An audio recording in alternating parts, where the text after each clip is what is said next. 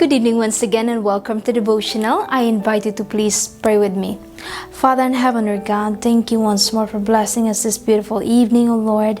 As we're about to partake this food from heaven, empower us. Give us wisdom and understanding through Jesus Christ, our Lord and Savior. Amen. Right, so the title of tonight's devotional, shall surely be destroyed. You shall surely be destroyed. Deuteronomy 8:19. If you ever forget the Lord your God and follow other gods and worship and obey and bow down to them, I testify against you today that you will surely be destroyed.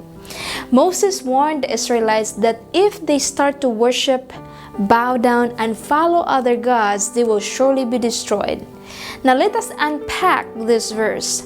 First, Moses emphasizes keeping the will of God in our hearts. Let God be our first and our last. His divine will surely supersede our own. Second, we should not follow and worship other gods. Is this limited to only to human-built gods and goddesses? Merriam-Webster Dictionary defines the word God in this way: the supreme or ultimate reality, and in other definitions says a being or object that is worshipped as having more than natural attributes and powers. Friends, do not be deceived.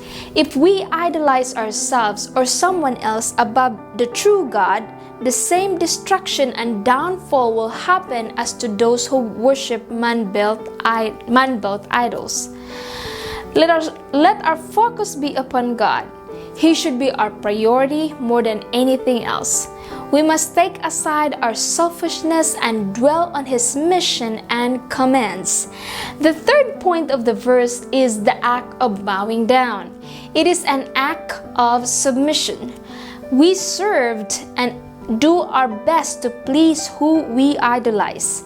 In Luke 4:8, Jesus said, "It is written, worship the Lord your God and serve Him only." Now let us remind ourselves of some counsels from Paul. Galatians 2:20 says, "I have been crucified with Christ, and I no longer lived, but Christ lives in me. The life I now live in the body, I lived by faith in the Son of God, who loves me and gave Himself for me." 1 Corinthians 15:31 says, "I protest by your rejoicing which I have in Christ Jesus our Lord. I die daily." Galatians 5:24-25 says, "Those who belong to Christ Jesus have nailed the passions and desires of their sinful nature to His cross and crucified them there." Wow, that's powerful, isn't it? Since we are living by the Spirit, let us follow the Spirit's leading in every part of our lives. Now remember that submission is the key. Acknowledge the God of heavens that He is the only one worthy of worship and no one else. Selfishness cannot be allowed to prevail. Love and passion for ourselves and other things are to be subjected under God's divine will. God's divine will. Let us remember tonight's powerful message that we cannot do things without Christ. We should always be connected to the vine. He said, "Apart from me, you can do nothing." Let us pray.